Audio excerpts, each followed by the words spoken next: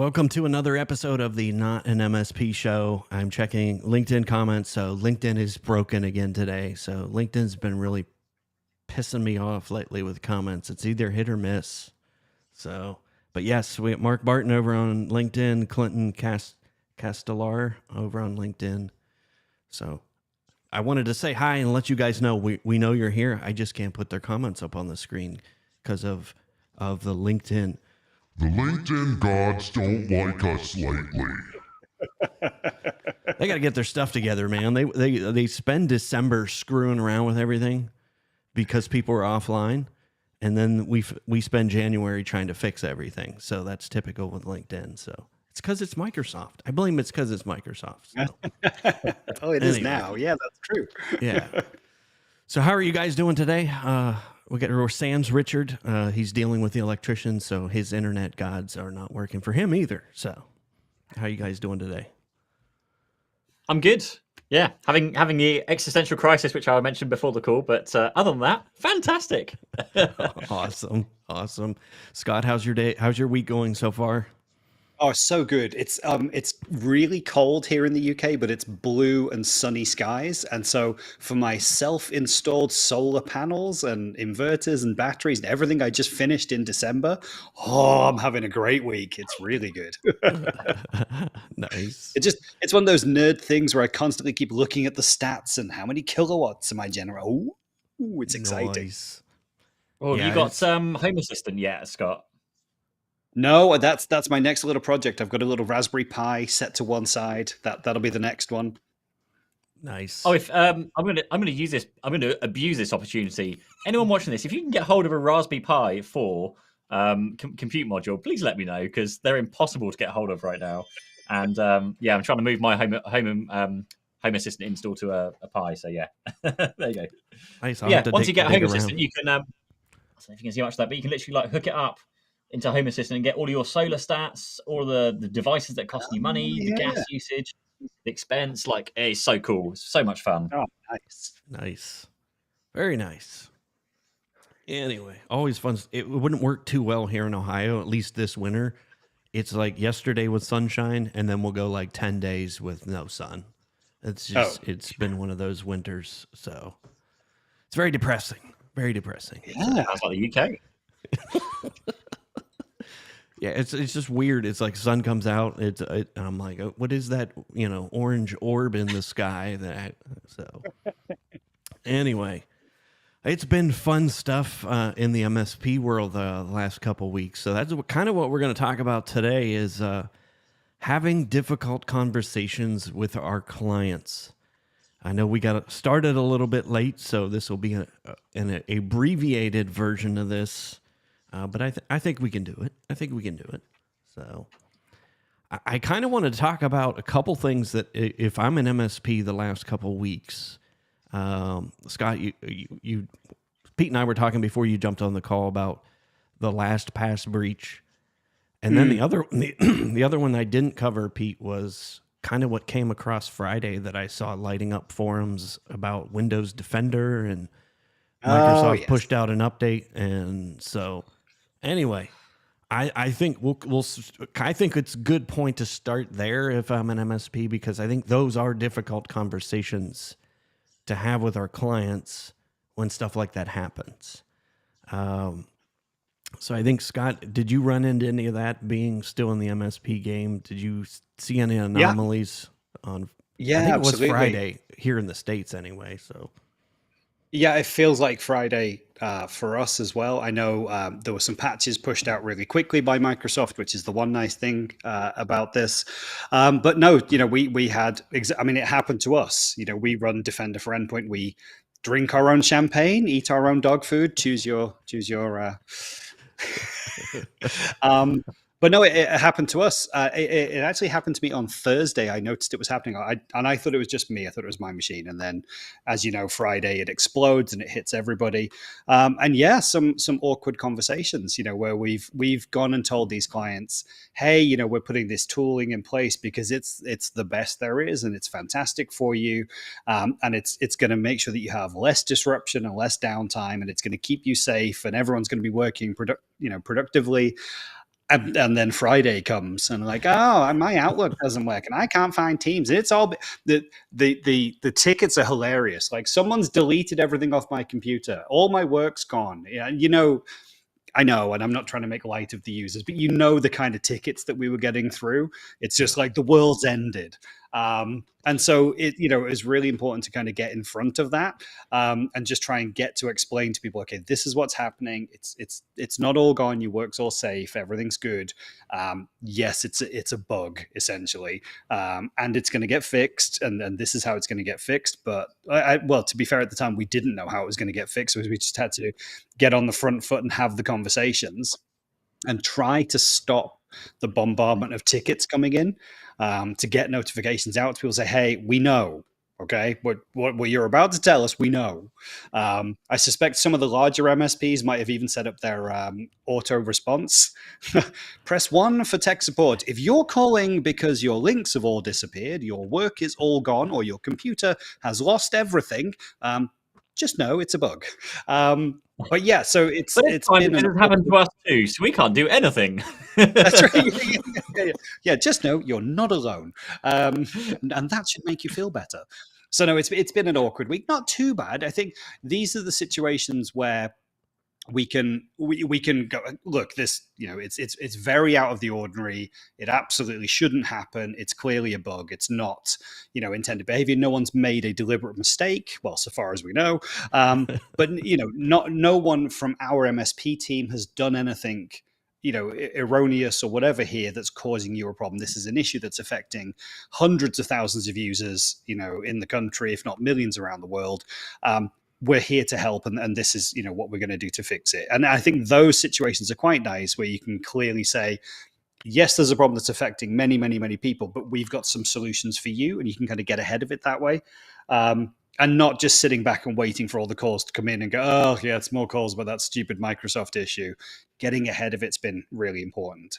And I think we're mostly through it now, although I still type Outlook on my computer and nothing happens. It takes me to security settings. So I think like those moments. Go ahead. Sorry, Andrew. I was going to say, I think those moments are like, that's the chance where like MSPs have got a chance to show what they're made of and like show how good they are. Because you're quite right saying, like, rather than being the type that does sit back and wait for the phone to ring and ask another one, let's explain to them, like getting on the front foot and proactively going out to all your clients, even ones you haven't heard from, sending mail shots out to explain what's happening, explain that it's a third party issue, explain where you are in terms of the process, just basically giving them a rundown of what you know and sharing it with them, so that they're not kind of coming in the morning going, it's all gone, let's pick up the phone and be the caller number 50 or something. So yeah, I think it really, really does show the the actual kind of proactive response for an MFP to go in and I guess having a good CRM system, so you just go and do that mail shot out to all your clients straight away, even not just your clients but prospects as well, because again, that's a really good opportunity to be like, oh hey, let's email our prospects and tell them what's going on, because chances are your message might be their IT company. Oh hey, this company's like sent me a message before my own IT company. That's the kind of stuff where you really get a chance to shine. Yeah. I think Sam made the same thing. Is if you send out an email and they can't get to Outlook, it kind of well, yeah, but one of those really worst case scenarios, man. Yeah, yeah, it is. Now, is there any? I'm curious. Like I said, I've been out of the tool space of the MSP space. Is there a tool out there that'll allow you to like mass broadcast like a text message to clients? I'm just curious more than anything. I mean, you can definitely do. With CRMs, you can get some text message integrations onto many of the CRM systems. There are also standalone text message systems where you can just load up like emergency contacts for each client to just do a mail shot, a text shot. I don't know what you call it. Yeah, a broadcast.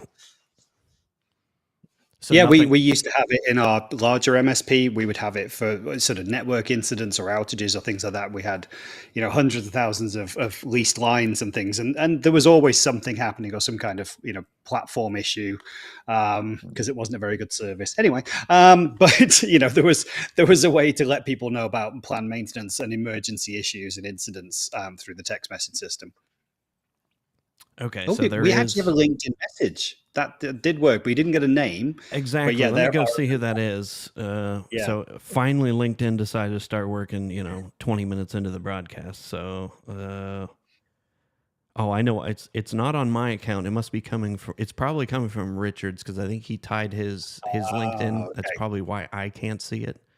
But it's weird But that yeah, his LinkedIn is working. If you're on LinkedIn, Clinton or Mark, send me a text message or send a message through. I'm going to see if the LinkedIn messages are working. So I'm not sure who this user is, but the RMM has text messages and yeah, LinkedIn user. If you could let us know which one that is, I'm like I said, I'm just curious more than anything. Just just again putting those protocols in place when stuff like this does happen so that you know what to do. Like, if you get hit by a bus, does your staff know what to do? But yeah, if it's baked into the RMM, that's good. Sam says CX platforms can do a pop up on machines like a toast notification. So, okay. I would say, and also when you're sending the communication out, have a very clear path for what the customer should do as well. So and do both in one. So send them out to your existing clients and say, hey, as an existing client or as an MSP client or monthly managed services, whatever kind of you're calling it, then this will happen. Don't worry, we're taking care of it. We're pushing out policy updates or whatever it is. If you're Gotcha. not a contracted client, then this will happen. You need to phone us if you want us to do it, or we'll be in contact, or you need to authorize the approve the charges, whatever it's going to be. Just give them the clear instructions of what they need to do or not need to do because you're taking care of it. Perfect. Yeah. Our LinkedIn user says that Synchro MSP has the ability to okay. send out RMM or send out text messages via RMM. Yeah, that's kind of what I would do back in the day. Is I would have to do it individually because there weren't many like mass texting tools and CRMs really didn't have it. Again, this is 10 years ago. But that's what I would do. Like all of the heavy hitters at all my accounts, I would send them all a personal text message and just say, "Hey, we've got this covered. We're working on it. If you could just let that trickle down to staff and let them know we're working on it." Obviously, that slows down phone calls, tickets, all that kind of stuff. So, but that's great that you were able to kind of make those personal phone calls too, Scott, to, again, make contact with your clients. And I totally agree with you, Pete. That is a chance for us to shine as MSPs. Because it's not It's a going to be great perfect. opportunity to just show what we do, and Yeah. how we actually help. Because I think sometimes we fall into that trap of everything's working and everything's great and there's no issues. So Yeah. maybe just trying to find a silver lining to the cloud. Well, and it's, again, it's a perfect time to debrief. And I think, while you're in the heat of battle, it's one thing, but I think it's another chance for after everything gets fixed for you to have a conversation with clients, whether that be on a live stream or a webinar and just say, hey, this is what we learned from that process when something breaks from one of our vendors. Because I think that's kind of what we're seeing more and more is, on the vendor Yeah. side, which we can't really do anything as an MSP. We just sit and wait. But yeah, I think, again, that's a chance to have business communication and reinforce the fact this is what you're paying us for. These worst case scenarios are what you're paying us for. And yeah, just reassure them it could have been much worse if we weren't in the picture. So, I think it's a good learning exercise as well because it'll help inform you in the sales process. I think because a lot of the times, when I think about having awkward conversations with clients, it's because of the expectations that were set previously. And so if you've set some real expectations that you can't meet, or you've set some expectations around this, antivirus software, it's bulletproof, it's absolutely the best thing, we use it all the time, we've never had any issues, blah blah blah blah. We use this RMM tool, we know it's secure, this is how we do it, we've managed thousands of endpoints, and then it has a breach. Okay, and you've set this expectation that things like this could never happen. This couldn't happen. They have thousands and thousands of people looking after this stuff, and they invest so much in security, and it couldn't ever happen. And then you're sat there in the meetings, because it will be meetings with each of your clients, saying, "Yeah, that thing I said wouldn't happen happened." Yeah, and so I think it just helps you like inform your next set of conversations, because you're going to be more cautious now that you've seen these things, or you should be, because setting high expectations is where you then end up getting pulled up by the MD of the business going, "You told us this could never happen. yeah. You sat here and you told us it could never happen. And now you're having a real awkward conversation." Yeah. So you've set the table quite well for another issue the MSPs have had to deal with is LastPass. Pete's got some experience with well-oiled machine on password managers. Talk to us a little bit about kind of how you see. I think you did a video. I missed it. I didn't get to watch it. You talked about the LastPass breach. But just any of the MSPs who may have missed it, what would your advice and guidance be in that scenario, Pete? Yeah, so I guess I mean most people are probably aware of what's happened, but just to catch us up to speed. So LastPass had their backup databases breached, I think it's September last year, and it only really came out in December last year, literally just before or maybe just after Christmas. So they've basically taken a copy of all the backup vaults, and they have obviously the account information in terms of like the main username to get into the accounts because that's the kind of unencrypted data that was taken. They don't have any of the, of course, the secret keys to get in. But some of us have recently discovered that actually LastPass wasn't really encrypting as much as they said they were. So some of the additional fields in LastPass weren't actually encrypted. One of them, the key ones being the URL field. So even if you sit there and argue, well, hey, they haven't got my master password. It was a secure master password, so we're okay. Well, they know your email address from your account. They now know all the websites that you did store passwords for. So now things like phishing attacks can be much more targeted, as well as obviously increasing in numbers as well. So that's one of them. And then also there's a few other things that came up, but basically quite a few years ago, I think it's like 5 or 7 years ago or so, they increased the key iterations in terms of like the encryption that was being used behind the scenes. And it went, without getting technical, from like 5,000 through to like 100,000. And some people have found that their account was still set to 5,000 and wasn't updated. So that becomes obviously less secure and easier to get into. So essentially that happens. Hackers have got the data. And assuming if you had a poor password, then you're going to be very risk because you're going to have all your stuff stolen and credit card information taken from there, everything that you had in there. And even if you did have a good secure password, my opinion is, technology improves. The phishing attempts is a risk as well. I would just be going out there and basically changing all of your passwords that were stored within LastPass as a precaution. It's always that as a precaution that everyone uses, but fundamentally, I just wouldn't personally ever use or recommend LastPass. I said this in my video before, but they've had a history of breaches for a start, and they've had a history of rug pulling, I guess is the best term for it. So they had a free feature, a free version of LastPass. This is more the consumer side of things. They had a free version. They spent a ton of money with other YouTubers to promote their product and their free product, and obviously increase all the signups. And then they basically went, oh, hey, that free product, we're going to really restrict that so you can only use it from like one device, unless you now pay us and become a paid for client. So they pulled the rug on all the free users, forced everyone to either upgrade or go find another password manager. And of course, the easiest solution, pay the money and just become a paid for client. So just things like that don't sit nicely with me. And they've done a few other things over the years where they kind of brought features in, removed them again, and things like custom fields and those kind of things. So I just personally don't like LastPass. I've never recommended LastPass. They also are one of the only password manufacturers I found that have marketing trackers embedded in their Android apps. Oh, man. Which I just feel has no place in any password manager to embed marketing trackers in your apps. There are a few other kind of password managers that have trackers built within them, but those are more for crash analysis and those kind of things. 1Password and Keeper, I think, are the only ones that have nothing in terms of trackers on their Android app side of things. So yeah, general advice is change all your passwords and go find a different password manager. To be honest, you can't really go wrong with most of the well-known and named password managers out there, apart from LastPass. Yeah, it's a pain. It's something that, again, I see it in the comments because I make videos every year, and I'm just actually today, maybe it might even be out by now, I'm not sure. I'm posting my like best password manager of the year review in comparison.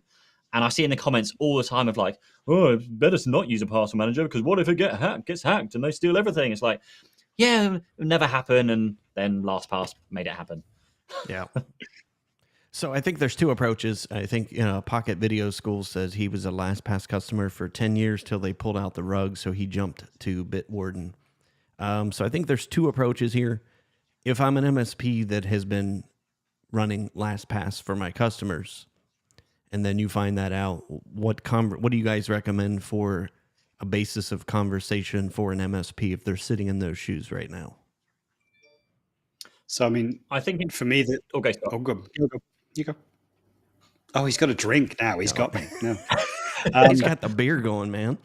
Yeah. So I think, like, for me, I think in the same way we spoke earlier about, obviously this is a vendor issue. It's not something that you as an MSP have done, but your customer's going to want to feel confident that you understand the severity of the problem. You can tell them whether they are impacted and what they need to do, but also you need to be able to tell them what you're going to do next.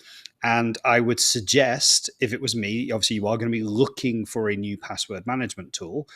But if you've already made that decision, like between December and the 18th of January, maybe that's a good call. Maybe it's not a good call. I think your client would understand if you say to them, hey, we've taken this all in. LastPass, as far as we understood, we're a good, credible vendor of password management tools. You have to say that, because otherwise, why on earth did you recommend it to them in the first place? I know we've just said, hey, they've been crap for 10 years. But if you've already sold it to them, you have to be saying, hey, we genuinely believed this was the right product for you.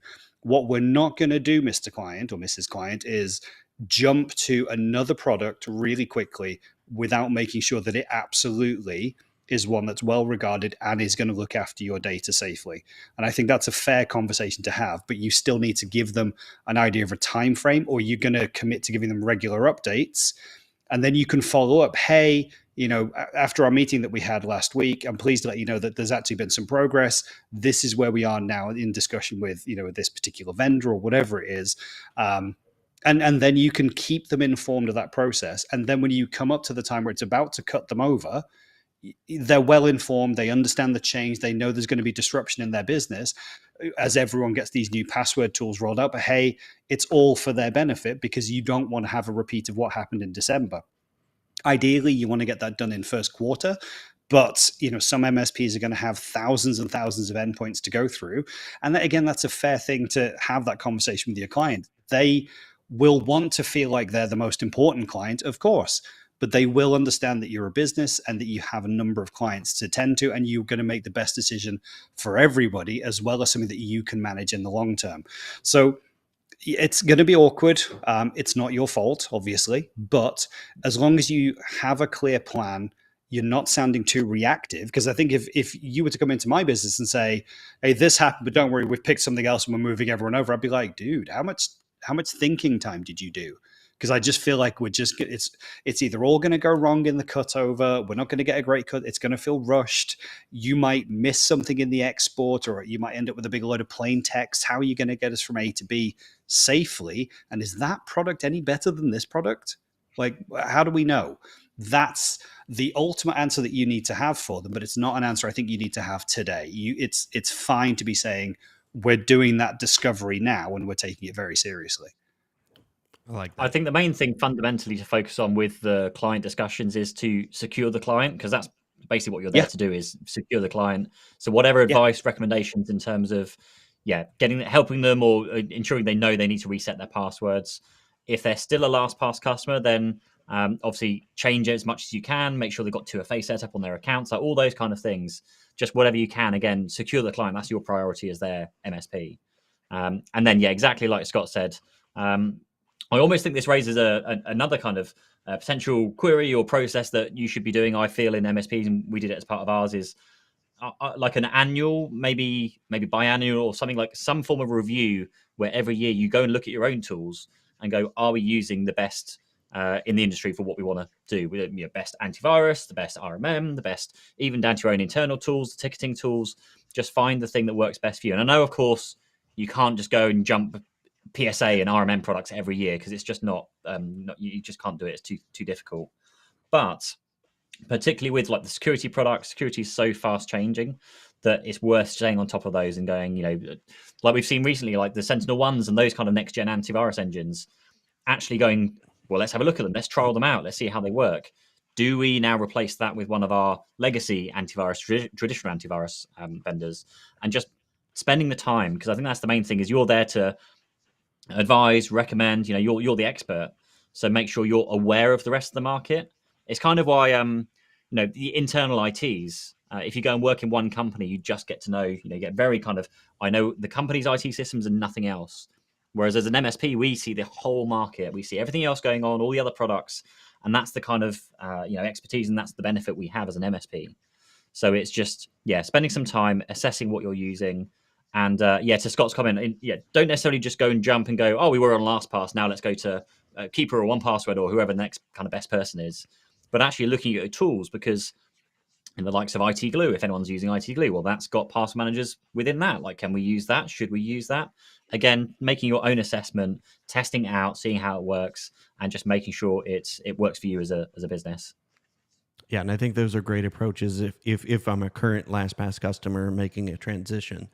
But if I'm not a LastPass customer and my clients haven't been on that, what are your guys' recommendations on, do I just say nothing, or like what can I do as an MSP to help educate? Because Tony made the good point, putting the client at ease is paramount. Unfortunately, I can't pull that comment in. So but check out these guys. They screwed up. Yeah. So what do you guys, what are your recommendations if I'm, we're using a tool like Keeper already and it's good? The customers, we know that your customers likely have seen headlines. They've likely have seen things on the YouTubes. What can we do as MSPs to jump in there and at least add to the conversation, or should we? No, I think you definitely should. It's really important, because don't forget that there will be some MSPs who use LastPass who don't say anything to their clients because they don't want to scare their clients and think that there might be a risk of a breach. So if you're the MSP that doesn't use LastPass, it's still great to write to your clients and say, hey, you will have seen this in the news, just so you know, we don't use this tool within our organization. And so as far as we're concerned, you're not affected by this. We're not affected by this, but we just wanted to put your mind at ease. If you'd like to have any further conversations about the impact that this is having, on a wider basis, feel free to give me a call, but just know this isn't impacting you, how we manage your service in any way. And I think that's a really important statement to make, because they might worry about it. And then again, this is like we said at the start of this call, it's about getting on the front foot. Do you want them calling you going, oh my God, there's been a data breach, and you're like, what do you mean there's been a data breach? Yeah, all the passwords have been hacked. Whose passwords? What's going on?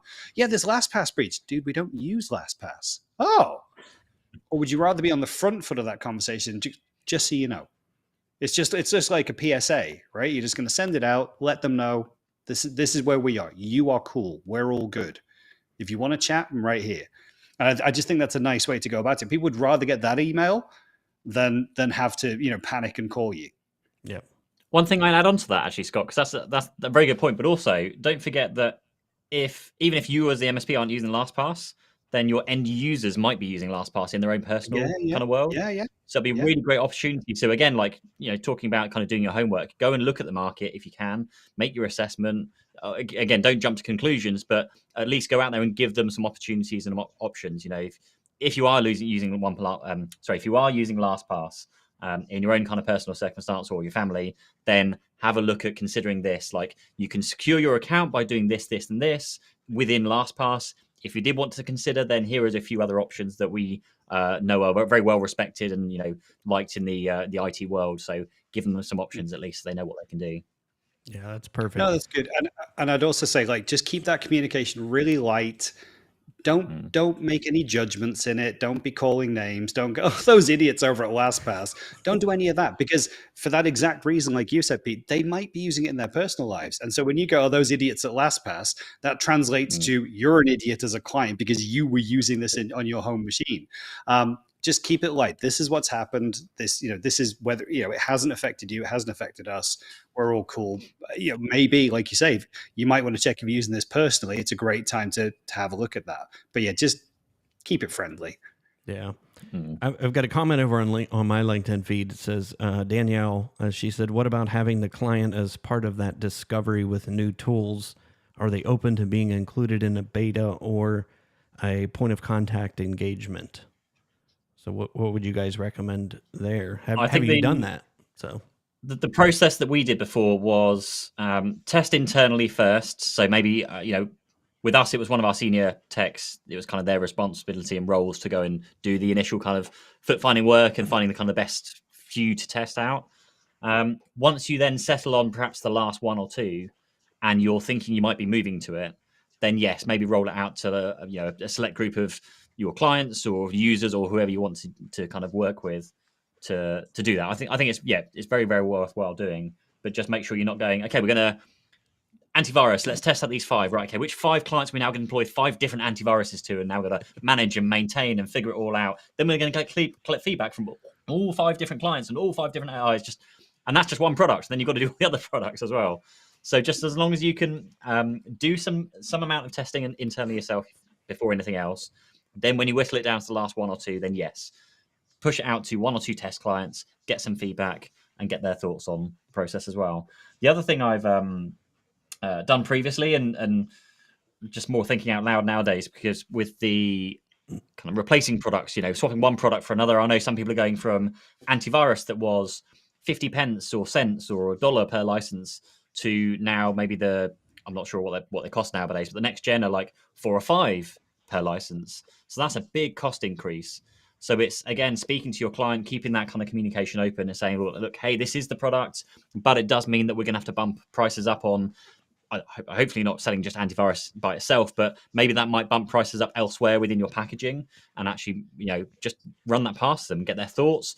Is that okay with you? Like, what would you think if we were to offer you this service, which included this, products and bundles of kind of services at this price? And I always like kind of getting some initial reactions from clients.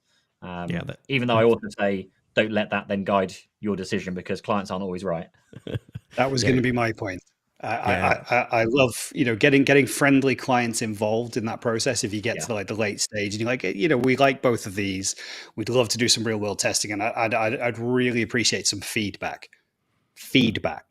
That's what I'm after. I don't like, you've got to just be really clear with them that you may find some negative experiences about this, and you may say it's not the product for you, but it may be the product that we choose, because for all of our clients, it might be the best, but it might have the best integrations. So again, set really good expectations. They're not helping you with the decision-making process, but you'd really value some feedback on the experience, the end user experience. I think it's just nice to be really clear again up front. Yeah, and I think that's super important, because I think let's see here, Clinton had mentioned it. Clinton from Breeze Logic talked about that Microsoft price increase. So you kind of touched on that, Pete. Just having your pulse on costs and being able to justify any cost increases, because it's going to happen. Like, we're not done yet. Like, I don't think we're done with cost increases from the tools that we use, but I think it's super important to have those conversations with your clients and have those relationships. The problem that I kind of see is with MSPs, if you're not doing regular technology business reviews or just any kind of regular, client communication, the only time they ever hear from you is when stuff hit the fan. I think that's a bad scenario to be in. So for me, if I'm gonna coach a client now, this is an opportunity for you to have a discussion, even if it's getting on YouTube and recording a couple-minute video. Like, it just doesn't have to be this lengthy written email, doesn't have to be a lengthy process.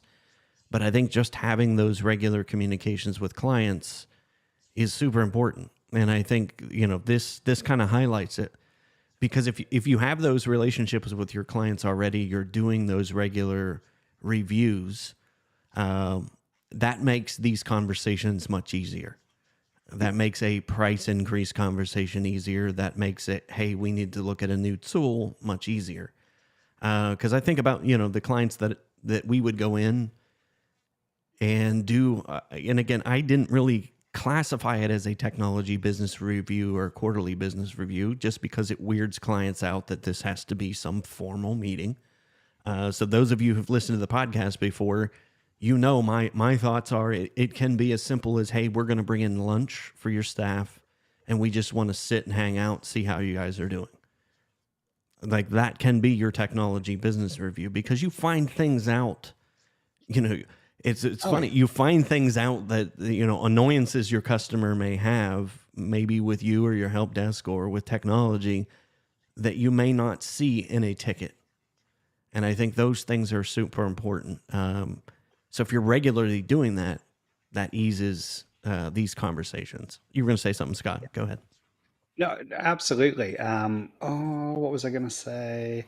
No, so I mean, I totally think that the informal, meeting really helps them. Just like barriers are down, they're relaxed, they're more comfortable, more things naturally come to them. Whereas when you go like, we're going to do a TBR, they then say, oh, okay, what problems do we have? And then they'll struggle to think of the challenges. Then they'll be asking people, and whereas when they're just relaxed and you're there with the whole team, someone who maybe wouldn't raise something. Do you know what I've always wanted to ask? Why do we have to do this and then this and then this? It seems you're like, why are you doing that? You should just do this, or we can flip a switch. Why would you do it that way? And they're like, oh, we've been doing that for years. Oh, great. I'm glad we had this chance to just grab a pizza and have a chat. So I really like that kind of way of just dealing with people rather than it being a formal meeting. Because when you do a formal meeting, you feel like, right, I'm going to bring all the service desk statistics, and I'm going to bring all the call closure times, and I'm going to bring a copy of the SLA for when you moan that we didn't set up a new user, and I'm going to point out that it's 24 hours and you're going to tell me we didn't do it in 2, and I'm going to have anyway. That's how that conversation is going to go. So no, I just think informal's it's so much more friendly each way. But it won't work for every client. Some clients are very formal, we know that. But I think for the most part, again, it's just people spending time with people. You're in partnership. It's not a, buy-sell relationship. The other thing I just wanted to mention was around those 9% price rises for Microsoft in the UK. It's a great opportunity to chat to your client now and say, hey, look, this is coming. How can we help you avoid this? How can we mitigate this? How can we help you reduce the impact on you for at least the next 12 months. And obviously the view there is try and get a renewal in before the 1st of April. Some people are going to say, oh my goodness, my renewal isn't due until the 15th of April or May or September or whatever it is. Well, I tell you what, I chatted to a distributor today who said, here's the way around that. On the 31st of March, go and take out a new subscription for one license of every type that you need, and they'll be locked in for that price point for the next 12 months. And then just have that one license, and then when your renewal date comes up on the existing subscription, you turn down all those licenses. So you turn off 300 of them at the old price, and you turn on 300 the locked-in price, which is now locked in until next April. That's one way to go around it. Not every distributor has that ability to put multiple subscriptions of the same license in, but it's an opportunity for you to speak to the client and go, hey, how can we help, protect you against this? And again, you are showing your value of saying a 10% price rise is it's pretty significant. Let's have a conversation and talk about how we can help you mitigate it. And if you can't, okay, let's have a conversation about how we make the most out of the licenses that you are buying. So if you're using Business Premium, could we turn off some other stuff? Could we consolidate some stuff? Are there other things that we can, use in this portfolio that you can stop paying for somewhere else? Again, to help you offset this 10%. You're being a partner. You're not just being a licensed supplier. And I think it's a really great chance to speak to people. It's a horrible conversation, but again, and we've said this before, prices are going up everywhere. Energy prices are going up. Gas prices are going up. It's everywhere. So it's expected that this will happen. But again, you're there as their partner. How are we helping? What can we do? How do we work on this together? Yeah. Danielle made a comment. She on LinkedIn. She said on reviews, ask them what they would like. Some of my clients want quarterly, and we're contracted for that. Also, ask them what they want to do during these reviews and the venue type when they happen, regardless of the recurrence. I've had clients that like to set and forget, but agree to simple touch points during the relationship. So again, like you guys said, some clients that a pizza party may not work. But be careful of the assumptions you make about what your clients are willing to do too, because I kind of thought that with law firms, they're not going to like a pizza party. Like, dude, it was incredible. Like you walk in there, one of my biggest law firm clients, you walk in there with pizzas, man, and everybody's happy. You sit around the conference room table, and the stuff that you're able to find out about people, your process, about them, I mean, just everything about it was beneficial because everything changed from, that one problem user that we all have inside of every client. She stopped being a problem user because when we helped her understand a few things, it wasn't an adversarial relationship. So yeah, I mean, if you're going to do that, put that on your to-do list for this year. That is one of them. You got to have these regular engagements with your clients so that these difficult conversations that you're going to continue to have, that's just the nature of business, are going to be much, much easier going forward. But yeah, if they never hear from you except, hey, prices are going up, and hey, this stuff's broke, you need to spend more money. That makes these conversations super awkward. Pete, I know you got to go. So we'll kind of wrap this up as we come towards the top of the hour here. I've got my box of things to show. Yes, he had a box of things to show us. So we got I was trying to give you 10 minutes to do it. So that's all right. No, it probably won't even take 10. Super. Awesome. This is kind of a lesson on good marketing, but wrongly delivered or something. Some nice way of saying it. So I get sent stuff a lot, and I got this in the post the other day, and I was like, oh, this is pretty awesome. Like, it's really well presented, like really well put together. This is the package, and it says on the box, noted, everything you need, nothing you don't. So I was like, cool, okay, there must be some pretty cool stuff inside. So I looked at it, I opened it up. I'll give you one sweatband. Okay.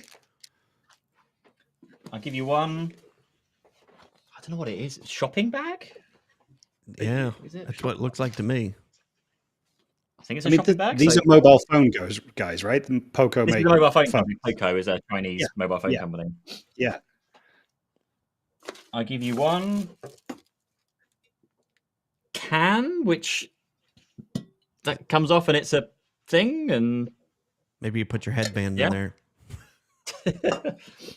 And then to gather up the sweat is they've given me, which I haven't opened yet. First of all, it's an XL. I'm a medium. They've given me a shirt that looks like I want to go and work in a Poco store. And I just opened all of these going, that was a massive wasted opportunity as far as like marketing goes. They could have made like a really nice impact. And it's not the first time they've done this. But when you're sending gifts to your customers, which I think I'm a big believer that you should be doing, try and send stuff that they actually want and would use or consume. Because I don't see myself using any of this. I think all of this is probably going to end up in a landfill or with a homeless person or something. Wasted opportunity. Like a lovely box. Like, it's like magnetic closing and clasps and like nice colours. Like, I love my bright colours and the colour schemes and stuff. It's all good.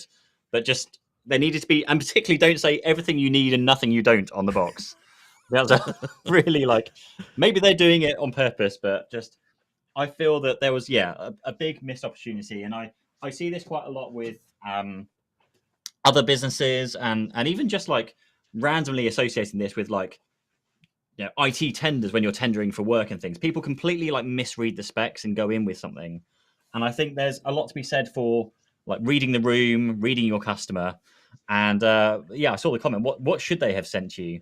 To be honest, just anything that would have been useful. Like, I mean, there are mobile phone companies. They know that I review mobile phones, so it could have been chargers, battery packs, cables. Like, someone sent me a very nicely braided USB, was it C to Lightning cable? I actually use that. It's a really simple thing, but I genuinely use it, and I'm like, oh, that's really cool. And I think in terms of like marketing to your customers and like sending gifts to your customers, there's things like I never really bothered to send Christmas cards as a business, because all you're going to do is end up being yet another Christmas card in a pile of Christmas cards. So think about what else you could do outside of those times that can make you stand out. Like things like if you have make a note in your CRM system when the clients joined you, when they became a customer. Now, every year on their anniversary, you can write them a nice handwritten postcard, simple things, handwritten postcard saying, thank you so much. I've just realized it's been 2 years since we met and started working together. I've loved working with you. Or you always give us a shout if you need anything. Let's grab lunch sometime. Something simple like that can work really, really well. And then you can bolster it with, well, let's send a bucket of sweets every year. So, it's not just the person we're speaking to, but it's all of their staff as well. Just things like that are genuinely consumed or, more widely accepted. When you go to trade shows, everyone gets pens and notebooks and those kind of things because they are kind of used. And most people probably take the mick a bit too much and just fill a bag up with, I used to do that, fill a bag up with tons of stuff and actually not use half of it. Yep. But just some form of thought. It feels to me there was zero thought that gone into that. It was just a very big bulk. Let's just find the cheapest stuff we can produce, chuck it into a box, which looks like they spent some time on the box. Yeah. But just, the rest of it just really put me off, I think. So that was just my my funny closing statement there in terms of marketing, how to get marketing right and how to get it wrong. Yeah. Daniel said a and if Yeti mug would have been better. A sweatband and a shirt, then you know where to go. I was kind of thinking the sweatband thing. It's the beginning of the year. Everybody's doing their fitness goals, at least till February 1st. So I kind of thought that's where they were going with that, with the sweatband. But yeah, you lost me after that. So perhaps. maybe it's a thing. I don't know. Yeah. I think for me, it's just that it's nowhere near what their product is. Like when you open the box, I was like, so the thing that they're missing is like a phone and like. Okay, so a week before, I can't show it to you. Sorry, a week before they did send me a phone. So I have had a phone, but okay, so this isn't the first time they've done it. They sent me a neon sign, like a proper neon sign that said Poco, and again, like it was like this big. You can't see it because it's out of frame, but it was quite big.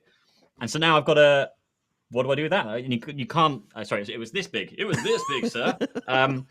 And you got to go and again throw it in the dump somehow or dispose of it somehow. And they sent me in the height of summer, they sent me a USB fan,